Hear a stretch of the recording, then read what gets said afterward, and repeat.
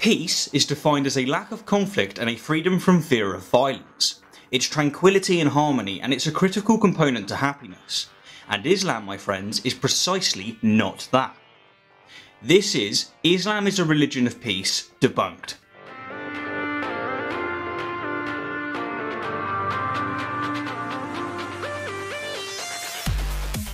Okay, I might have been a bit facetious in my intro, but I nevertheless stand by the sentiment of what I said. Islam is not a religion of peace, and in this video I want to predominantly explain why. However, for the purpose of clarity, I want to first put this argument in its syllogistic form. Peace is defined as a lack of conflict and a freedom from fear of violence. Islam acts according to and in seek of peace. Therefore, Islam is a religion of peace. In my opinion, when somebody employs this argument, the first thing to do is to identify how exactly they're defining the word peace. The reason being is because there are two versions of this argument. The first is one in which the proponent is sincerely asserting that Islam is a religion of peace as defined colloquially. And the second is one in which the proponent is periodically using an Islamic definition of the word peace. Hence, this is why it's important to get them to define peace from the outset. To debunk the second version first, because, screw logic, it's important that we first understand what exactly Islam means within the Islamic world. The word Islam is derived from the Arabic word salam, a word literally meaning peace, and Islam as a religious practice refers to a person submitting herself or himself to the will of Allah in order to seek eternal peace and tranquility. Or to put it more bluntly, in the Islamic world, Islam is the definition of peace, and therefore Islam is, by definition, a religion of peace. Now, if that's not an obvious example of circular reasoning, I don't know what is. Defining Islam as peace and then asserting that Islam is peaceful is as circular as defining Nazism as love and then asserting that Nazism is loving. Not only is this confusing, it's deceitful. What's more is that when the proponents of this argument use the colloquial definition of the word peace within their first and third premises, but use the Islamic definition of the word peace for their second premise, they're actually committing a classic equivocation fallacy. By interchanging between two different definitions of peace throughout their premises, their argument is incoherent and therefore invalid. What about those who assert that Islam is a religion of peace as defined colloquially? The likes of Majid Nawaz and Ziba Khan. How exactly have these people come to the conclusion that Islam is indeed a religion of peace?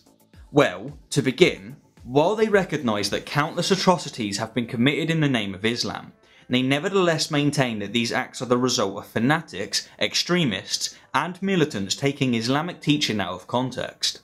But to raise an immediate objection, this claim is false. Flat out, demonstrably false.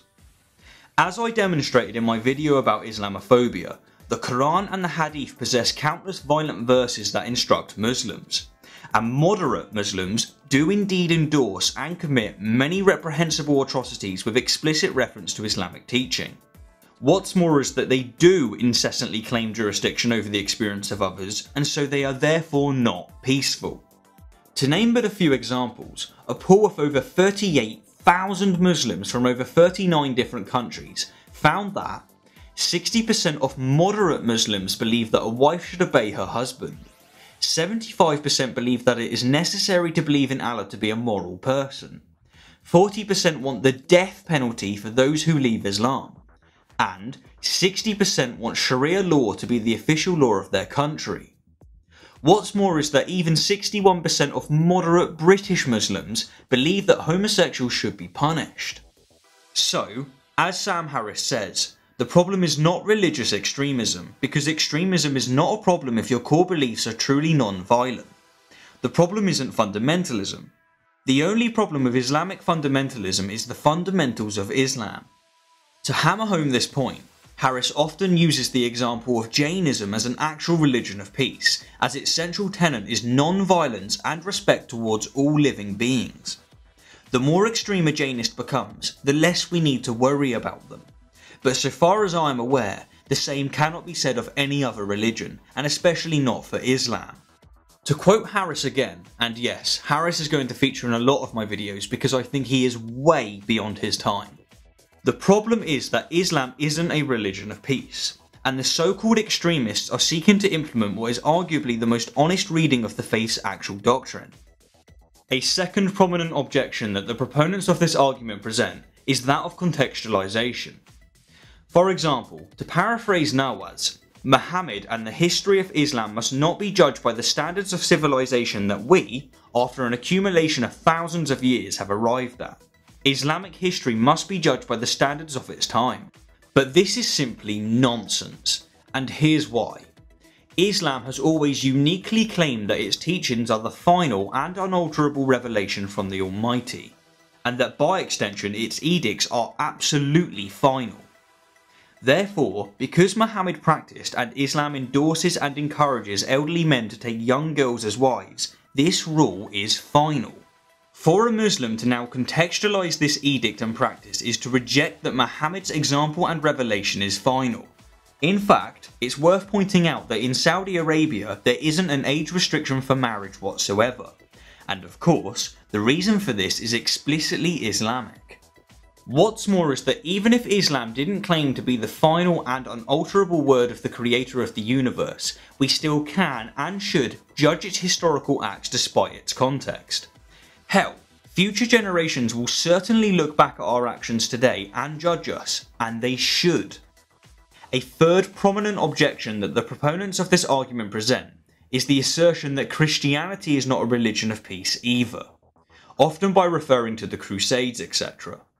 Now of course, this is true, Christianity is definitely not a religion of peace, but to bring this up is simply a red herring. It's a distraction and a redundant use of energy. It's the equivalent of someone saying in a debate about Hitler's atrocities that Stalin was worse. It's irrelevant, and because of this it can be dismissed without serious consideration. And finally, a small point I'd like to make before I recap is that yes, pretty much any religion, and any ideology for that matter, can be practiced peacefully. But this doesn't mean that the religion or ideology is peaceful itself. To be a peaceful Muslim you need a very peculiar interpretation of Islam indeed. You need to reject the vast majority of its teachings and pick and mix the peaceful verses. You know, just like modern Christians. So, to recap, the second variation of the argument that Islam is a religion of peace is flawed because it commits a circular reasoning fallacy, and it commits an equivocation fallacy. And the first variation of the argument that Islam is a religion of peace is flawed because moderate Muslims do promote and commit atrocities in the name of Islam, not just fanatics. Contextualization is irrelevant, and some, but not all proponents of this argument, commit a red herring fallacy. Anyhow, as always, thank you kindly for the view, and instead of leaving you with an overwhelmingly powerful argument to consider, I'm instead going to leave you with a quote from Douglas Murray. The fact is that Islam is many things, many things. But to say it's a religion of peace is nonsense. It's to ignore reality. It's to ignore very difficult but necessary facts, not paradigms, but facts. To say that Islam is a religion of peace is to say something based entirely on hope. It's to elevate a hope into truth. And I hope, as you all know, history teaches us that's a very bad thing to do. Thank you. Thank you, Dr. Smart.